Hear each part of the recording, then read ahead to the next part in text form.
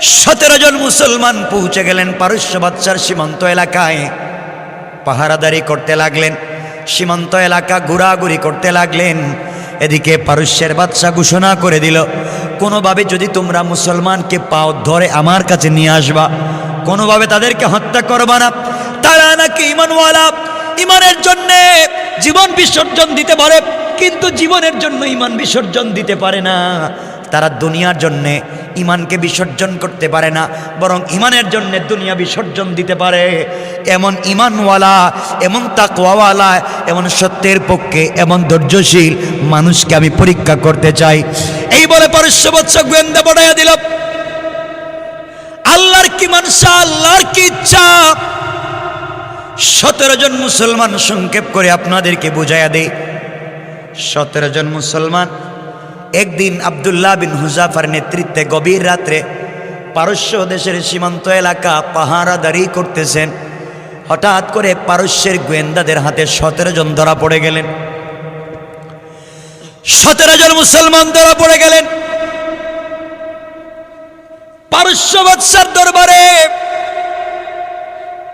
17 জন মুসলমানকে হাজির করা হলো।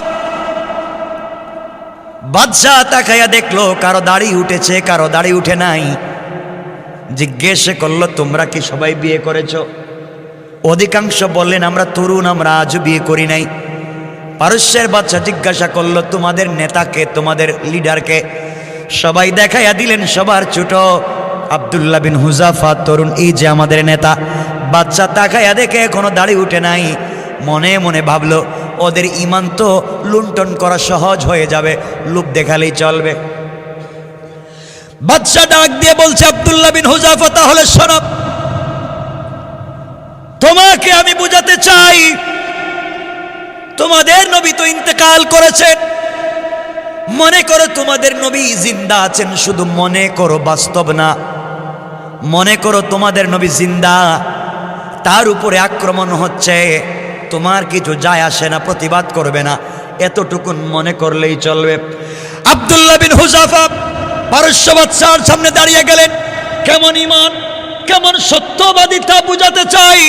দাঁড়িয়ে বললেন, বেওকুফ, বেয়াদব, পারস্যের নিমক হারাম বাদশা, তুমি মনে করেছ আমার নবী জিন্দা থাকবে আর আমরা জীবিত থাকা অবস্থায় আমার নবীকে কেউ গালি দিবে, আমরা সহ্য করব?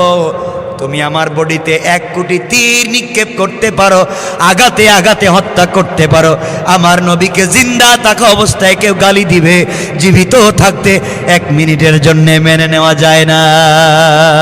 ঠিক কিনা বলেন? বাদশা দেখলো ব্যাপার তো বহুত গরম, তাদের নবী ইন্তেকাল করেছেন, সেই নবীর ব্যাপারে এমন কথাও তারা সহ্য করতে পারে না। প্রথম নম্বরে ফেল করলো। এবার বলছে, তার উপদেষ্টা পরিষদকে ডেকে বলল, শোনরে, যেভাবেই হোক ওদের ঈমান নষ্ট করা লাগবে, কি করা যায়? সবাই পরামর্শ দিল, বাদশা জাহাপনা, এরা জোয়ান ছেলে, তরুণ ছেলে, আর তরুণদের ঈমান নষ্ট করার জন্য সুন্দরী নর্তকী যুবতী তরুণী সুরসীদের দ্বারা প্রয়োজন হবে, ওদের দিয়েই নষ্ট করা যায়। আমার বন্ধুগণ, বাদশাহ বলল, কি করা যায়? 17টা রুম তৈরি করো, বিশ্ব সুন্দরী মেয়েদেরকে টাকার বিনিময়ে কিনে আনো, আর অর্ধ উলঙ্গ করে এদের রুমের ভিতরে ঢুকাইয়া দাও। কোনোভাবে যদি এদের চরিত্র নষ্ট করতে পারে, কারণ কোন ইসলামিক নেতার চরিত্র খারাপ হলে চলবে না। পৃথিবীতে আল্লাহ যত ইসলামিক লিডার তৈরি করেছেন, কারো চরিত্রের মধ্যে স্পট ছিল না। সুতরাং ইসলামী নেতৃত্বের লিডার যারা হবেন, তাদের চরিত্রের মধ্যে কোনো ধরনের অশ্লীলতা থাকবে না। কোন ঠিক কিনা? ঠিক কিনা বলেন? কথা কি বুঝাইতে পারতেছি কিনা আল্লাহ জানে। আমার মুসলমান বন্ধুগণ, যুগে যুগে এই ধরনের পরীক্ষা এসেছে। পারস্য বাদশা 17টা রুম করে 17 জন মুসলমানকে রুমের ভিতরে শিকল লাগাইয়া দিয়ে ফেলেছে। আমার বন্ধুগণ, আব্দুল্লাহ বিন হুযাফার রুমে আব্দুল্লাহ বিন হুযাফাকে ছেড়ে দিয়েছে।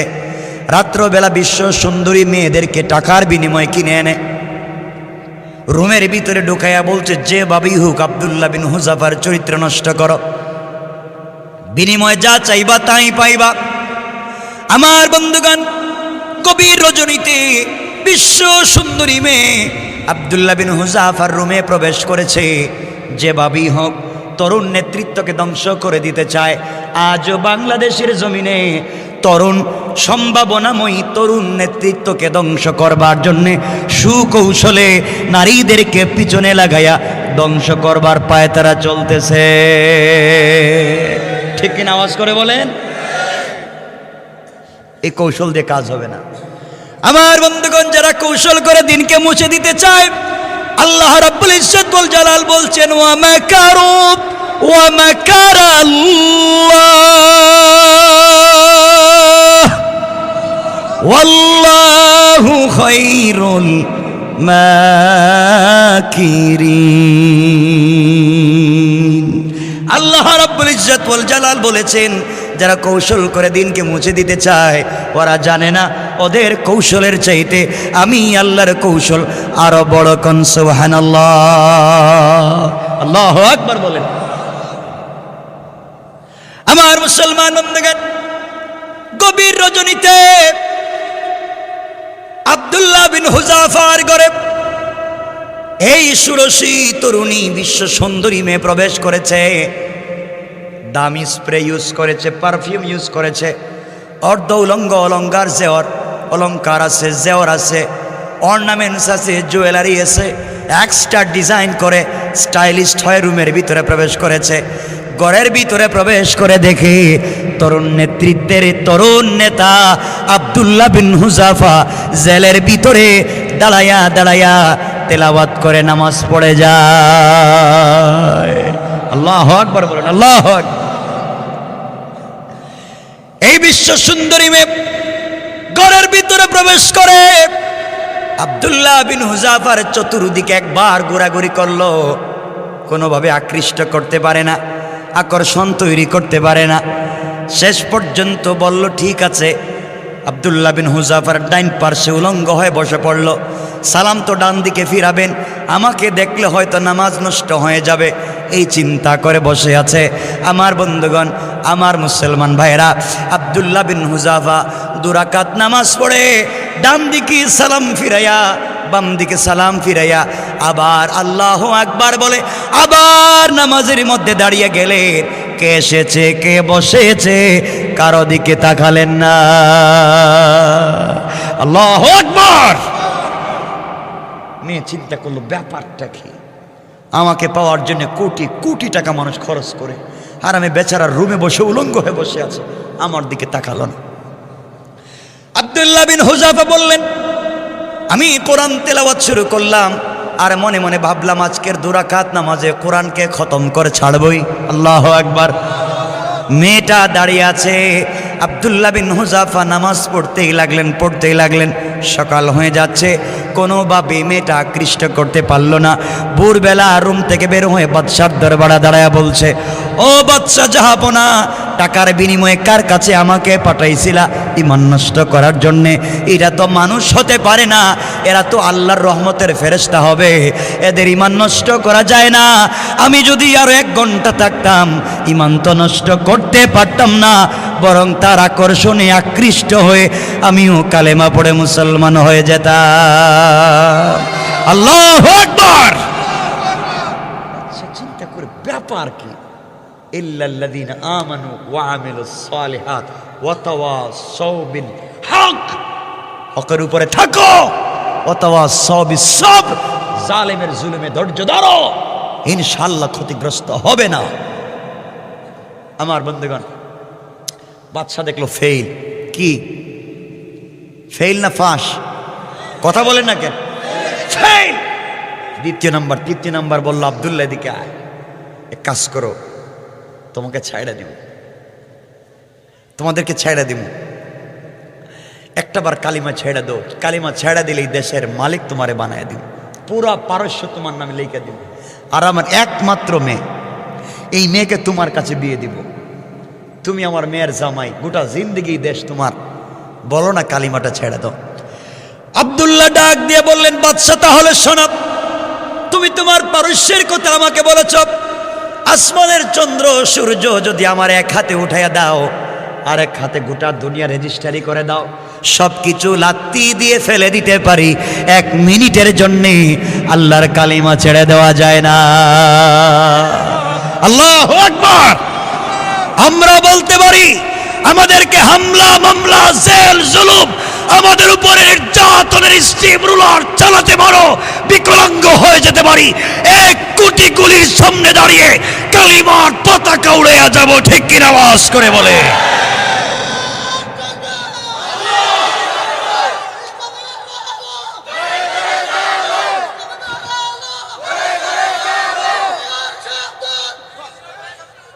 শোনো রে ভাই, দরকার নাই ফজরের নামাজটা ঠিক মতো পড়লেই চলবে, আজকে এত তার দরকার নাই।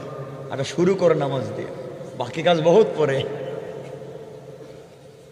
নামাজটাই সোজা করতে পারছো না, কষ্ট পাও আমার কথায়।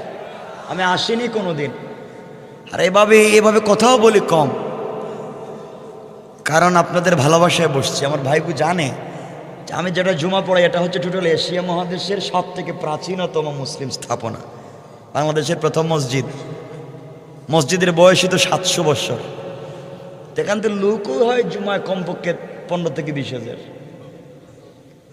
আমি ভালোবাসার ঠেলায় কথা বলতেছি, কষ্ট হচ্ছে না তো আপনাদের? কষ্ট হচ্ছে না তো? আমার বন্ধুগণ বুঝো যুবকেরা, তোমাদেরকে বলছি, তোমাদেরকে বিভিন্ন লাইনে কনভিন্স করা হয়, সমাজ থেকে বিচ্যুত করবার চেষ্টা করা হয়, যুবকদেরকে দিয়া আজকে সমাজকে নষ্ট করবার চেষ্টা করা হয়।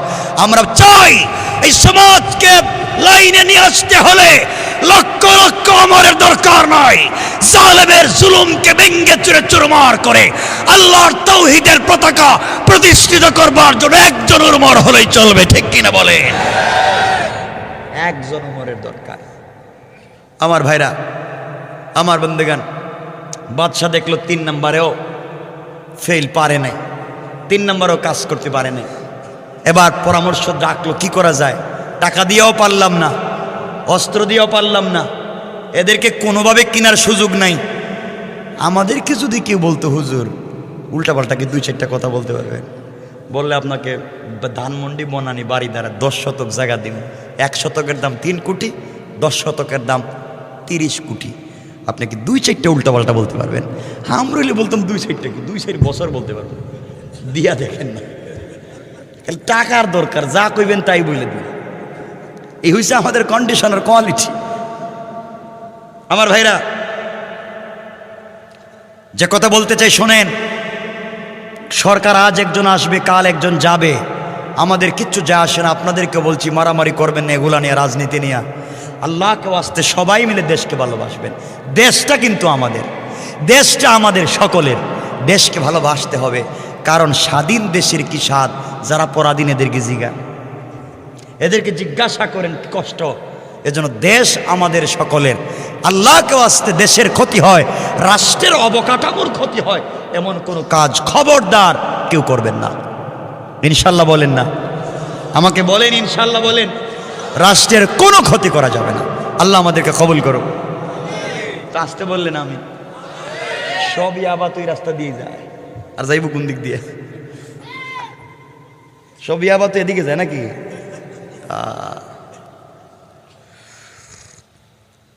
আগে মসজিদে নামাজে মুসল্লিদের পকেটে মেসওয়াক থাকতো, এখন হেদের পকেটে ইয়াবা থাকে। সালাম ফিরে কয়ে আছে আমার কাছে, নিবেনি?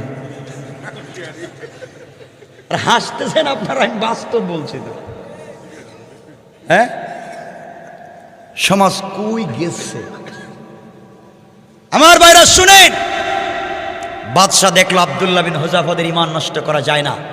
এবার বলছে, ও পরামর্শ পরিষদ, কি করা যায়? 3 বার তো ফেল, 4র্থ নম্বরে কি করা যায়? বাদশাহদের খাবার বন্ধ করে দেন, একবারে পানি দানা কিচ্ছু দেওয়া যাবে না। খাবার যখন নাই হয়ে যাবে, এরা ফতোয়া দিবে যান বাঁচানোর জন্য সব খাওয়া যায়। ঠিক কিনা বলেন? ঠিক কই বললেন? এ তো ফতোয়া আপনারা বানাইছেন। ইসলাম কি বলছে দেখেন। আমার বন্ধুগণ, গভীর মনোযোগ, সব বন্ধ করে দেওয়া হলো। বাদশাহ বলে দিল, যখন তোমরা জানতে পারবে এরা মরে যাচ্ছে, আজকে 1 ঘন্টার ভিতরে খাবার না দিলে মরে যাবে, আমার কাছে তোমরা রিপোর্ট করবে ওরা মরে যাবে। আমার ভাইয়ের এক পর্যায়ে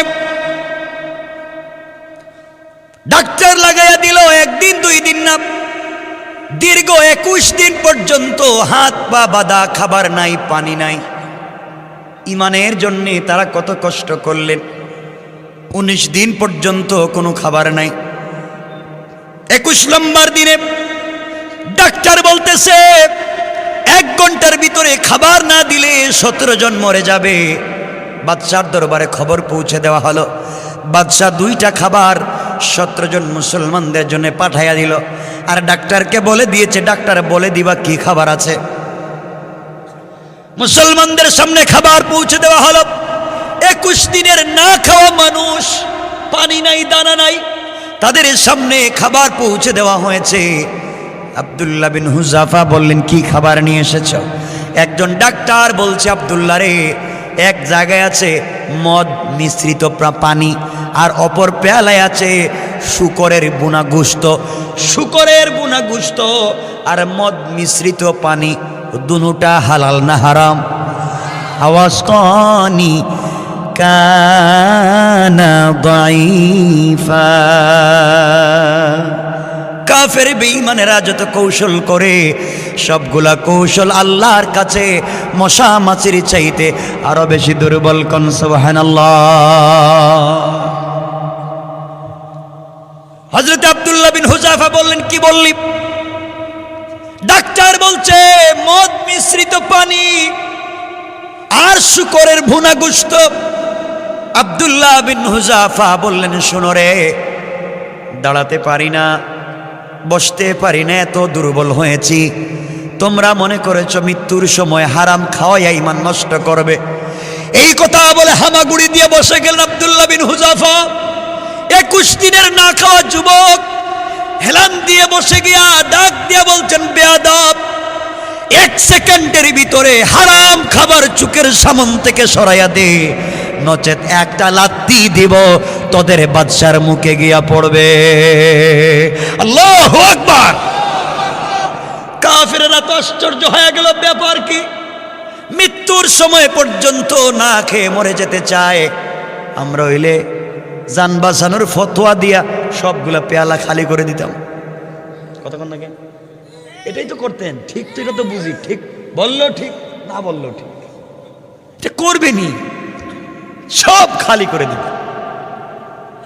আমার বন্ধুগণ, আল্লাহ বলছেন, ইল্লাল্লাযীনা আমানু ওয়া আমিলুস সালিহাত ওয়া তাওয়াসাউ বিল হক ওয়া তাওয়াসাউ বিস সাবর। ঈমান আনো, নেক আমল করো, সত্যের পথে থাকো, ধৈর্যশীল হও। অবশ্যই অবশ্যই তোমাদেরকে আমি আল্লাহ ক্ষতিগ্রস্ত করব না। কোন সুবহানাল্লাহ। বাদশা দেখলো ফের, আর কাজ হয় নাই। এবার পরামর্শ পরিষদ ডেকে বলল, কিরে, দেশ দিতে চাইলাম, নিতে চাইল না। তাদের নবীরে গালি দিতে চাইলাম, তাও মানতে চায় না। এরপরে নারী ঢুকাইয়া ঈমান নষ্ট করতে চাইলাম, তাও পারলাম না। খাবার বন্ধ করে চাইলাম, তাও কাজ হইতেছে না। এখন কি করা যায়? পরামর্শ পরিষদ বসে মিটিং করে সিদ্ধান্ত দিল, বাদশা এক কাজ করেন, এদের জন্য 17টা ফাঁসির মঞ্চ করেন, সবগুলোর ফাঁস লাগাই দেন। ঠিক আছে, ফাঁসির দড়ি দেখলে কারো ঈমান ঠিক থাকবে না। আরে বুকা, জানিস না তুই, আমরা তো এই দড়ির সামনেই তো কালিমা পড়তে জানি। ঠিক কিনা? আওয়াজ করে বলেন। পাগলা তো বুঝে নাই, এগুলো মনে হয় জানে নাই। আমার বন্ধুগণ, এক পর্যায়ে এই 17 জন মুসলমান, এখন 17টা ফাঁসির দড়ি তৈরি করা হয়েছে। কয়টা? আমার মুসলমান বন্ধুগণ, গভীর মনোযোগ। 17টা ফাঁসির দড়ি তৈরি করা হলো। সর্বপ্রথম আব্দুল্লাহ বিন হুযাফার হাত পা বাঁধা হচ্ছে, দড়িতে ঝুলিয়ে তাকে হত্যা করা হবে। হাত পা বেঁধে যখন দড়ির দিকে নিয়ে যাওয়া হয়, আব্দুল্লাহ বিন হুযাফা মুচকে মুচকে হাসতেছেন, বাদশার চেহারার দিকে তাকাচ্ছেন। পারস্যে বাদশা চিন্তা করে, মরবার সময় দেখি আমাকে নিয়ে টিটকারি করে, মরার সময় কাঁদবে, এখন দেখি হাসে। ব্যাপার কি? ফাঁসির দড়ি দেখলে তো এমনি আউট হয়ে যাওয়ার কথা, অজ্ঞান হয়ে যাওয়ার কথা, হার্ট ফেল করার কথা, এখন দেখি হাসে। ডাক দিয়া বলতেছে, থামো, ওরে জিজ্ঞাসা করে হাসে কেন? আব্দুল্লাহ বিন হুযাফার গলাকে যখন ফাঁসির দড়িতে লাগানো হয় তখন মুচকি মুচকি হাসতেছে, চেহারাটা কত নুরানি। বাদশাহ বলতেছে, হাসলে কেন আমাকে বল। আব্দুল্লাহ ডাক দিয়ে বললেন, বুকারে, যার জন্য জীবন দিতে যাই, তুমি যে আমার জন্য এত দয়া করেছো আমি আগে জানতাম না। আমি যার জন্য ঈমান এনেছি, যে আল্লাহকে না দেখে এত কষ্ট করেছি, তুমি আমাকে হত্যা করলে আমি মরব না, বরং আমি সেই রবের কাছে পৌঁছে যেতে চাই। আমি যে রাসূলের জন্য জীবন দিতে যাই, সেই রাসূল তো আমার জন্য অপেক্ষা করতেছেন। আমি যে আল্লাহর জন্য ঈমান দিতে যাই, জীবন দিতে যাই, এই আল্লাহ তো আমার জন্য অপেক্ষা করতেছেন। আমাকে ফাঁসির দড়িতে ঝুলাইয়া দিলে আমি মরে যাই না, আমি তো বেঁচে যাই, অনেক আকাম কুকাম থেকে বেঁচে জান্নাতে চলে যাব। যত তাড়াতাড়ি পারো আমাকে ফাঁসি লাগাইয়া দাও, আমি মরবো না, আমি আমার আল্লাহর কাছে চলে যাব। বাদশা তাকায়া দেখি, এটা কি রে, এটা মরিয়াও তো মরে না। সুবহানাল্লাহ বললেন না? তো মরেও দেখা যায় জিন্দা। কয়ে এদের ছাইড়া দিই, এদের কে পাবেন, আর একটু শক্ত করে মারা দরকার। তো ফাঁসি দিলে কই বাঁচবে? ও নাকি আর তো রসুলের কাছে চলে যাইব, তার আল্লাহর কাছে চলে যাইব, এত সহজে দিতে পারবো না। শেষ, ফাঁসির দড়ি বাদ। 5 নম্বরও কাজ হয় নাই। পরামর্শ করলো, তাইলে কেমনে মারা যায় এটা ক। সবাই পরামর্শ দিল, বাদশা এখন একটা কাজ করেন, 17টা গর্ত খনন করেন, আগুন জ্বালান, বড় বড় ডেক বসান, ডেকের ভিতরে তৈল দেন। তৈল যখন টকবক করে উত্তরাতে থাকবে, তখন এক একটারে ধইরা তৈলের ভিতরে চাপ দিয়ে ধরে রাখলে যখন গুস্ত হাড্ডি ঝরে ঝরে পড়বে, তখন এমনি পামসা। বাচ্চা এবার একটা ভালো বুদ্ধি দিস, এই কাজ করা যায়। আমার মুসলমান বন্ধুগণ, গভীর মনোযোগ। 17 জন মুসলমানের জন্য 17টা গর্ত খনন করে, চুলা জ্বালিয়ে, আগুন জ্বালিয়ে, ডেক বসাইয়া তৈলকে যখন টকবক করে উতরাচ্ছে, আব্দুল্লাহ বিন হুযাফার 17 জনের একজন সাধারণ সৈনিককে হাত পা বেঁধে তৈলের মধ্যে ফেলে দেওয়া হবে। আব্দুল্লাহ বিন হুযাফার চিন্তা করলেন, আহারে, এদের জীবন তো বাঁচাতে হবে, আমার জন্য কিছু করা লাগবে, এভাবেই কি এদের জীবনটা চলে যাবে, এখন তো বাঁচবার পথ নাই। এই জন্য আব্দুল্লাহ বিন হুযাফা চিন্তা করলেন, কোনো স্যাক্রিফাইস করে কোনোভাবেই বাঁচানো যায় কিনা। যার হাত পা বাঁধা হলো তিনি দাঁড়িয়ে গেলেন, বাধা হচ্ছে তিনি দাঁড়িয়ে গেলেন, আর ডাক দিয়া বলেন, আব্দুল্লাহ বিন হুযাফার নেতৃত্বের বাকি 16 জন শোনো, আমাকে তৈলের মধ্যে ফেলে দেওয়া হবে দেখে তোমরা স্যাক্রিফাইস আর কনফার্মাইজের কোনো কথায় যাইও না। তোমরা মনে করতেছো আমি মরে যাই, তোমরা আমার জন্য টেনশন করো না রে। গতকালকে রজনীতে বিশ্ব নবীকে আমি স্বপ্নে দেখেছি। আমার নবী, আমি দেখেছি আমার নবী তার বন্ধু আবু বকরকে সাথে নিয়ে আমার সামনে হাজির হয়েছে। আমাকে জড়াইয়া কপালে চুম্বন করে বলেছেন, সাহাবীরে, ইমানের জন্যে, দ্বীনের জন্যে জীবন যদি বিসর্জন দিয়ে চলে আসো, তোমার জন্যে আমি অপেক্ষা করব, কোনো ধরনের স্যাক্রিফাইস চলবে না। সুতরাং আমার জন্য টেনশন করো না। আমি যেই পথে চলে যাই, হামজা যেই পথে চলে গিয়েছে, মাজার মুআবিস যেই পথে চলে গিয়েছে, হযরতে সুমাইয়া যেই পথে শহীদ হয়েছে, জাফর যেই পথে শহীদ হয়েছে, আমি সেই পথে চলে যাই। টেনশন করো না, ইমানের উপরে অটল আর অবিচল থাকো। দুনিয়ায় না দেখা হলেও আমার রক্ত যদি পারস্যের জমিনে পড়ে যায়, আমি মাজলুম, রক্তের মাধ্যমে এই দেশে দিন জিন্দা হয়ে যাবে। কোন সুবহানাল্লাহ। আমার বন্ধুগণ, আব্দুল্লাহ বিন হুযাফাকে আগুনের মধ্যে ফেলে দেওয়া হলো। আব্দুল্লাহ বিন হুযাফার এই তরুণ সাহাবী, তার সহপাঠীকে তৈলের মধ্যে ফেলে শহীদ করে দেওয়া হলো। এবার আব্দুল্লাহ বিন হুযাফার হাত পা বাঁধা হচ্ছে। আব্দুল্লাহ বিন হুযাফার হাত পা বেঁধে যখন তাকেও তৈলের কাছে নিয়ে যাওয়া হলো, এবার আব্দুল্লাহ বিন হুযাফা চোখের পানি ছেড়ে ছেড়ে কাঁদতেছেন। তার চোখের পানি গাল ভিজে ভিজে যেন মাটিতে পড়ে যায়। পারস্যের বাদশা এবার হাসতে লাগলো আর বলল, আব্দুল্লাহর এবার কাজ হয়েছে, বুঝতে পেরেছি। এতক্ষণ পর্যন্ত বাহাদুরের মতো বক্তব্য দিয়েছো, এখন তোমার সহপাঠী মরে গেছে, দেখা ভয় ঢুকেছে, এখন মনে হয় চোখের পানি ছেড়ে কাঁদতেছো বাঁচবার জন্যে, বাঁচানো যাবে না, তোমাকেও তোমার বন্ধুর পথে হত্যা করা হবে। গর্জন দিয়ে দাঁড়িয়ে গেলেন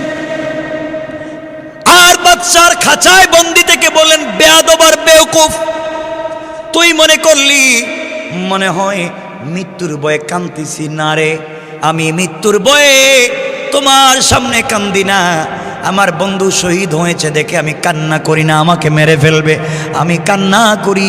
তুমি আমার জীবনের সব থেকে বেশি ক্ষতি করে ফেলেছ, আমার জীবনটাকে তছনছ করে দিয়েছ, এই জন্যে কান্না করি, মরে যাব দেখে আমি কান্না করি না। বাদশা ডাক দিয়ে বলছে, আব্দুল্লাহ তোমার জীবনে আমি কি ক্ষতি করলাম?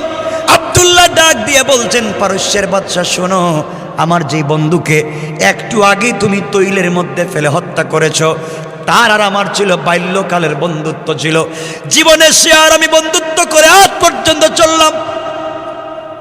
এই বন্ধুত্বের দীর্ঘ সময়ে সে যদি 1 টাকা আল্লাহর রাস্তায় দান করে আমি 2 টাকা করেছি, সে 1 ঘন্টা ইবাদত করলে আমি 2 ঘন্টা ইবাদত করেছি, সে 1 ঘন্টা জিহাদ করলে আমি 2 ঘন্টা জিহাদ করেছি।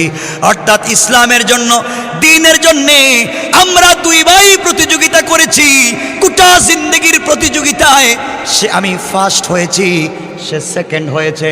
সে 1 টাকা দিলে 2 টাকা দান করেছি, সে 2 রাকাত নামাজ পড়লে 4 রাকাত আমি পড়েছি, সকল কাজে আমি ফার্স্ট ছিলাম, জীবনের সকল নেক আমলে তার আগে আমি ছিলাম।